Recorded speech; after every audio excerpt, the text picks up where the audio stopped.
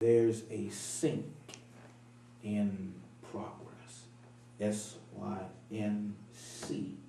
There's a sink in progress. And I want you to just hear me very well. If you have a notepad or something, I'm going to just go over this as the Lord has embedded it into me, and we'll spend some time to digest it.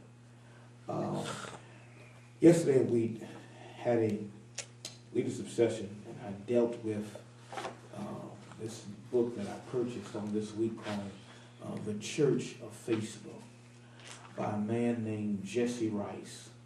And Jesse Rice is a pastor and a worship leader out in California. And there were three primary principles that he dealt with in this presentation. But for this message, I want to really look at the main line that outlines part one of the book.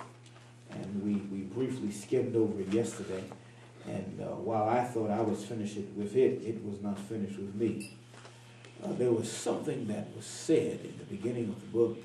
And he said, there is a force that is capable of synchronizing a large population in very little time, thereby creating a spontaneous order. In the year 2000, there was a development called the Millennium Bridge. And the Millennium Bridge was a very unique bridge because it was the first that was built across the Thames River. When you go to London, the Thames River is one of the most famous rivers there. And when you go outside of the cathedral in the epicenter of the city, and I believe if you walk in the very back of that large church, you will find the Thames River. There is something very interesting about this river. The very, very interesting part about it is that as old and as ancient as this river was, there was still a difficulty as it relating in getting from one side to the next. So in the year 2000, on June 10th to be exact, they decided to create and had created something called the Millennium Bridge. The Millennium Bridge because it ushered in a new millennia into the area and the city as a whole. But the problem with the bridge, Alan, is that when they developed the bridge, they decided that they wanted the bridge to hang looking as if it had no cables. So when you looked from afar, it seemed as if it was just hanging in the air. And the cables, therefore, would suspend from the sides instead of coming across. If you go on the Tri-Barrel, or you go on the Brooklyn Bridge, or you go on the Manhattan Bridge, you will always see the suspension cables from the top. But the bridge called the Millennium was to have suspension cables that were uniquely designed to come out from the sides as if you were walking on air. Well, as normal things go in history, whenever you study the history of the Brooklyn Bridge, you will find that on the first day, many people were killed because they did not anticipate the massive crowds coming on to the bridge.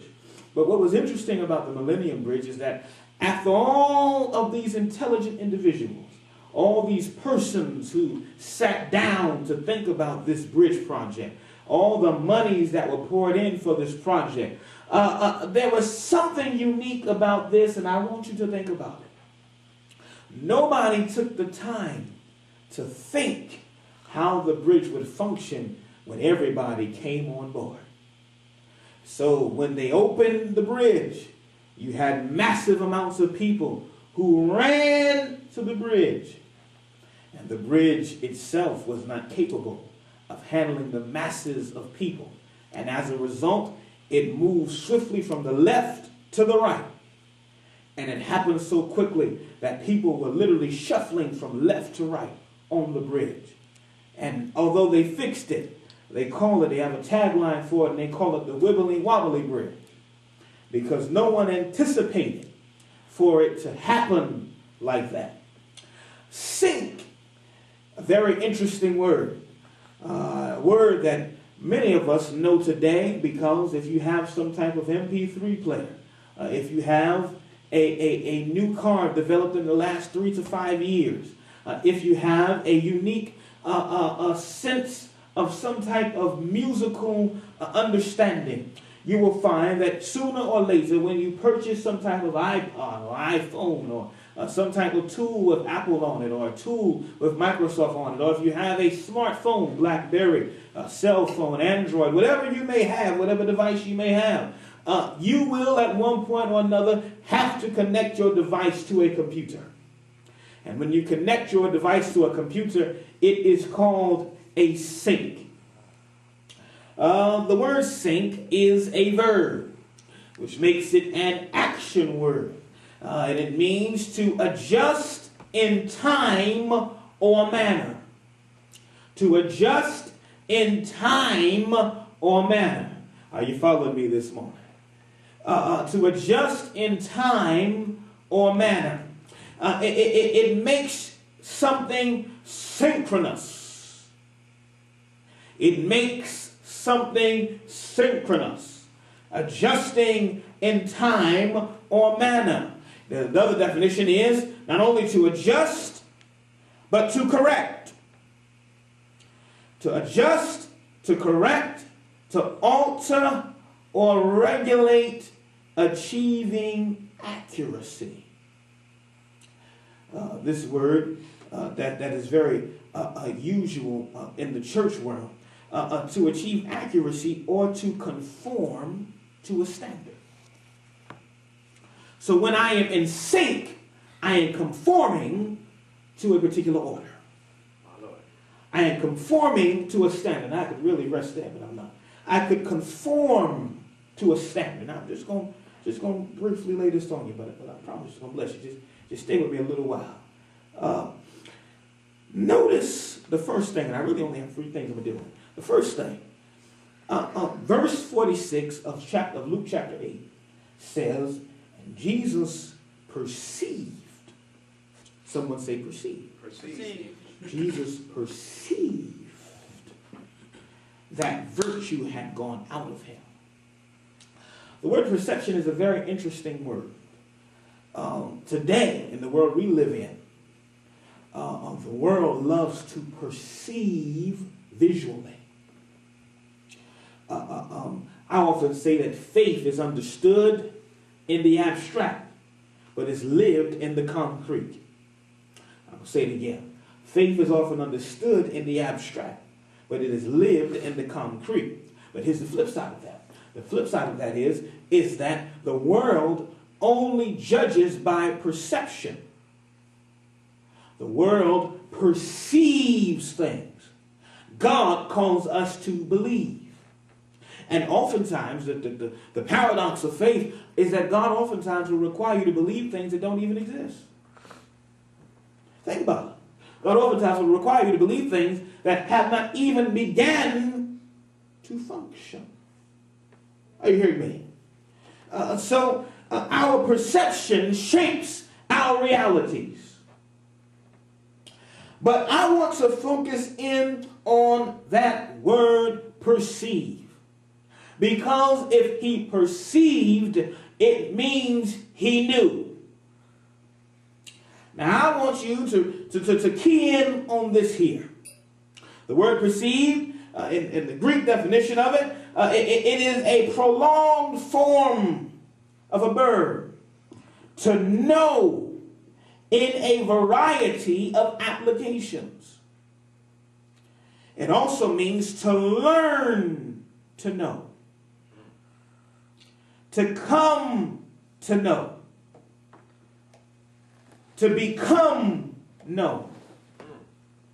To know is to understand, to perceive, to have knowledge of.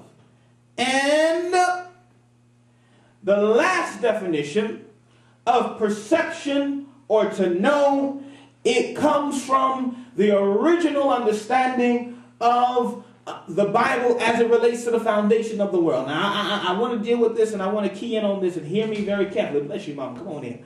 I want to key in on this very carefully because I have your attention. To know, finally, comes from a Jewish idiom.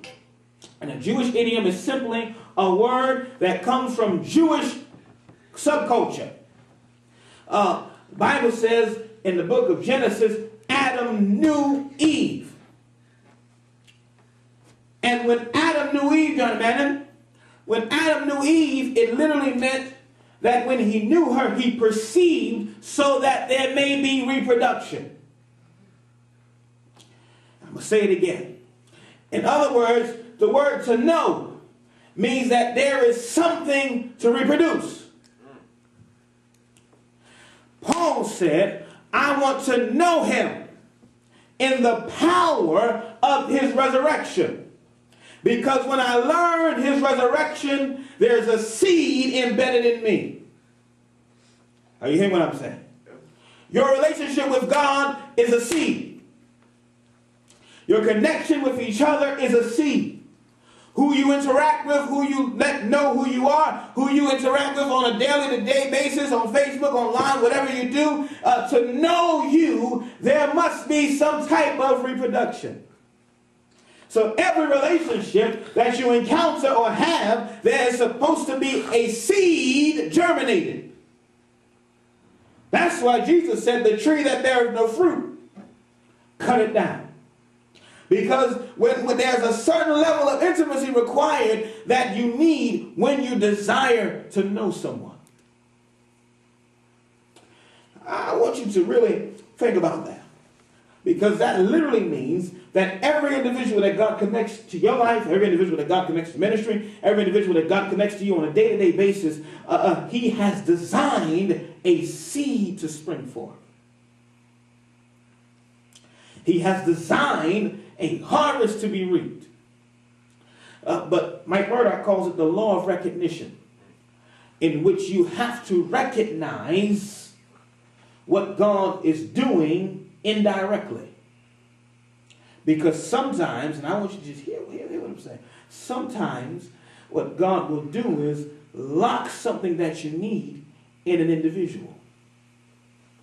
But it only comes when you know them. And see, Facebook and social networking is a wonderful tool, but it has damaged our ability to know people. Because we only see them now by perception, by profile picture, by information, by where they've been, by their background, by what music they like, by all this type of stuff. If you go on my profile, you see all these different things that it says I like. And at one point in life, I probably did. But if you know me now, you would know that half that stuff means no relevance to me now. But it is there by perception. Who you are today is who you are today. Who you are today, I pray to God, is not who you are tomorrow. But it will be there by perception. Because when I see you, I have already developed in my mind a mental picture of what I expect you to do and what I expect you to be. But that's why I'm glad God is not like man. Amen.